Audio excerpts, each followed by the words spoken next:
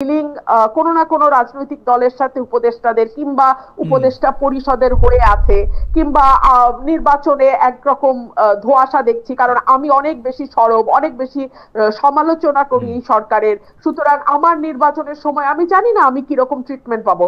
আমি কিন্তু সত্যি ভীত খালেদ ভাই, কারণ এই সরকারের এত সমালোচনা আমি গত 14 মাসে করেছি যে এই সরকার আমার আসনে, আমার নির্বাচনে সঠিকভাবে না নিরপেক্ষভাবে কিন্তু প্রশাসন না কিন্তু আমার কাছে মনে হয় না বেরিসা আমার সরকার।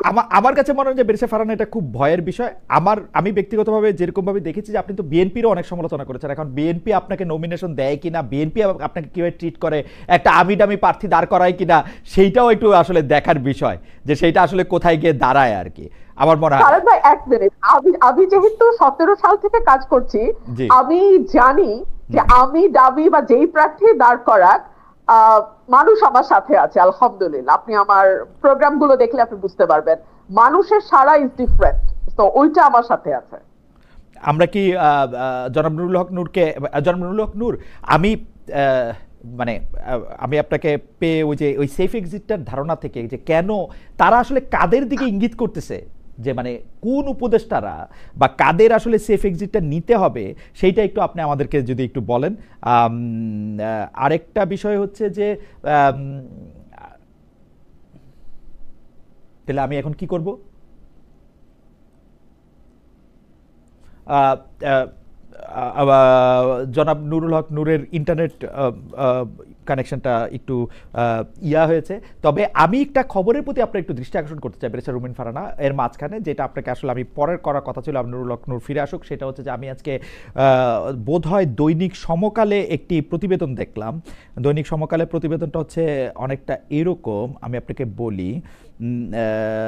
এনসিপিকে ভোটের মাঠে সঙ্গে চায় বিএনপি। আমরা দেখেছি যে বিএনপি এনসিপিকে, এনসিপির কর্মকাণ্ডকে তুমুল সমালোচনা করেছে, আপনিও করেছেন। মানে আপনার সাথে তো কথা মাঠের বাইরে, মাঠের ভিতরে, স্ক্রিনের ভিতরে, স্ক্রিনের বাইরে নানা রকম হয়েছে। এইটা কি সত্যি আসলে, মানে জুলাই আন্দোলনের ছাত্র নেতাদের যে দল এনসিপি, তাকে বিএনপি আসলে সঙ্গে চায়? আমার কাছে ঠিক তথ্যটা নেই, আমি জানি না বিএনপি এনসিপির সঙ্গে জোট করার কথা ভাবছে কিনা।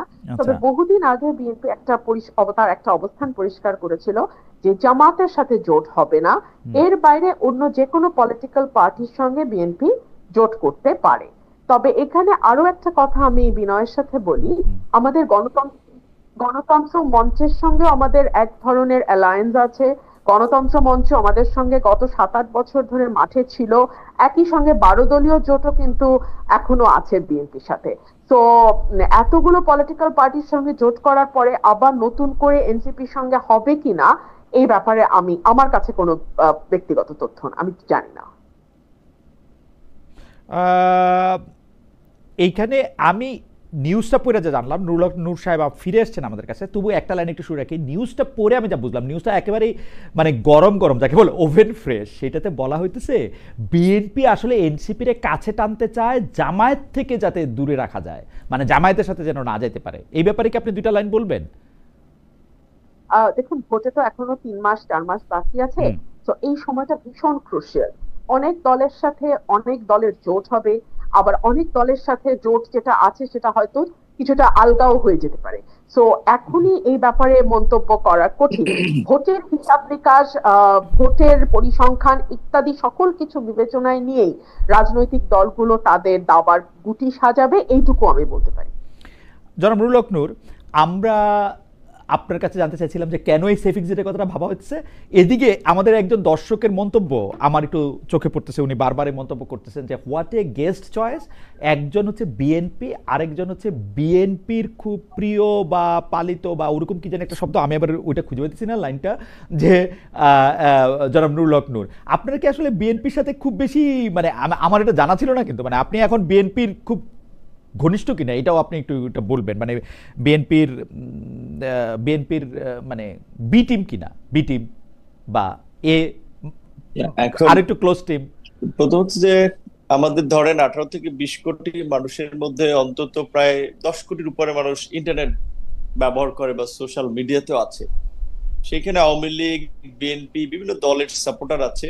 কাজে সবাই চায় তার ব্লকে রাখতে, তার ব্লকের বাইরে কথা বললেই এত তীর্যক ভাষায় মন্তব্য করে। সেই ক্ষেত্রে আমাদের মধ্যে যে একটা সোশ্যাল মিডিয়ার ন্যূনতম একটা সেন্স থাকা দরকার, এটা আমরা অনেক ক্ষেত্রে ভুলে যাই। সো এখন এইগুলোকে খুব বেশি আমি প্রাধান্য দিতে চাই না, কারণ রাজনীতি করলে তো এগুলো শোনাই লাগবে। তারপরে যে আপনি যে প্রশ্নটা করেছেন সেইটার বিষয়ে, যে বিএনপির সাথে ঘনিষ্ঠতা বা দূরত্ব বলতে কিরকম বুঝাবে সেটা আমি জানি না। তবে আমি এইটুকু বলতে পারি যে গত এই আওয়ামী লীগের ১.৫ দশকে আমরা বিভিন্ন ক্ষেত্রে যেই ভূমিকাগুলো নিয়েছি বা যেই কাজগুলো করেছি আন্দোলন সংগ্রাম থেকে শুরু করে, সেখানে অনেকখানি বিএনপির ফেভারে গিয়েছে। ধরেন এই আন্দোলনের প্রেক্ষাপটটা তো আমরাই তৈরি করেছি ২০১৮ সালে কোটা সংস্কার আন্দোলন। অবশ্য আমরা আমাদের প্রশ্নে ফিরে আসি, কারণ আপনি যখন এই প্রশ্নের জবাব দিচ্ছেন তখনই আবার আরেকজন দর্শক বলছেন নূর তো জামায়াত ঘেঁষা, তিনি আর কি বলবেন। অর্থাৎ আপনি একই সাথে বিএনপি ঘেঁষাও, জামাত ঘেঁষাও, সব ঘেঁষাও, এতে অসুবিধা নাই।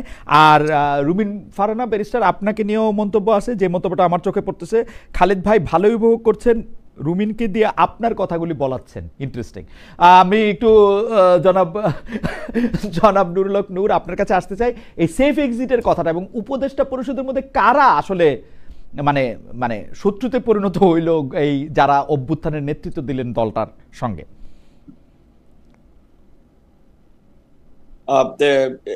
এটা রুবিন ফারহানাও আপা যেটা বলেছিলেন যে উপদেষ্টা বা নাহিদ বা আন্দোলনকারীদের উপদেষ্টাদেরকে চুক্তি হয়েছিল, সেটা ওনারা জানতে পারবেন যে কোনটা রক্ষা করেন নাই বা প্রতারণা করেছিলেন। কিন্তু আমি উপদেষ্টা পরিষদের মধ্যে আসলে ৩ ধরনের লোক দেখি, ৩টা বলয়ের লোক দেখি। সেই জায়গা থেকে একটা বলয়ের লোক আছে যারা আপনার কিছুটা আর্মি এবং প্রো আওয়ামী লীগের। তারা চাচ্ছে যে আওয়ামী লীগকে সুযোগ দেওয়া হোক নির্বাচনে বা আওয়ামী লীগের রাজনৈতিক কর্মকাণ্ডে, বা আওয়ামী লীগের এই ধরেন অন্যতম সঙ্গী ছিল জাতীয় পার্টি, তাদেরকে স্পেস দেওয়া হোক। যেই কারণে আমরা যখন জাতীয় পার্টির বিরুদ্ধে প্রোগ্রাম করলাম, আপনি দেখেছেন যে প্রকাশ্য দিবালোকে সমস্ত মিডিয়া সবকিছুর সামনে একটা দলের প্রধান একটা দলীয় কার্যালয়ের সামনে আমাদের উপরে হামলা হয়েছিল। যদিও লোক দেখার একটা তদন্ত কমিটি হয়েছে, সেই তদন্ত কমিটির প্রতিবেদন আদৌ আলোর মুখ দেখে কিনা, কোনো ব্যবস্থা নেওয়া হয় কিনা সেটা আমরা জানি না। কিন্তু এটা শেখ হাসিনার আমলে, শেখ হাসিনাকে তো আমরা ফ্যাসিস্ট বলছি, আওয়ামী লীগকে তো আমরা ফ্যাসিস্ট বলছি।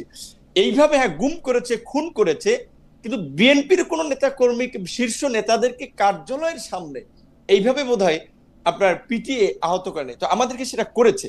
সো কেন আমরা জাতীয় পার্টির বিরুদ্ধে আন্দোলন করেছিলাম বা প্রতিবাদ করেছিলাম, কারণ তারা চাচ্ছে যে সেই গভর্নমেন্টের অংশটা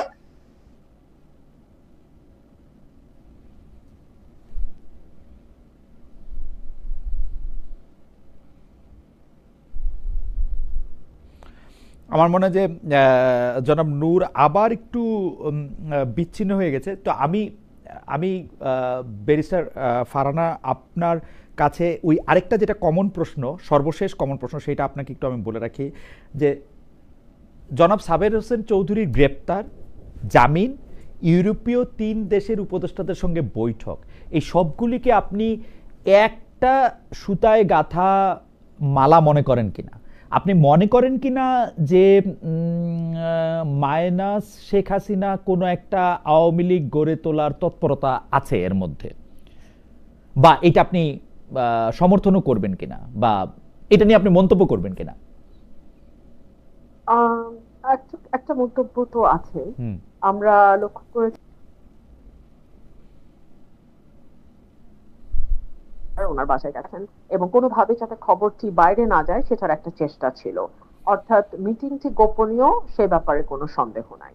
এবং এরপরে কিন্তু আমরা অনেক হাঁক ডাক শুনেছি, কিন্তু সরকার কোনো রকম কোনো মন্তব্য করেনি বা সরকারের তরফ থেকে আমরা কোনো কথাও শুনতে পাইনি।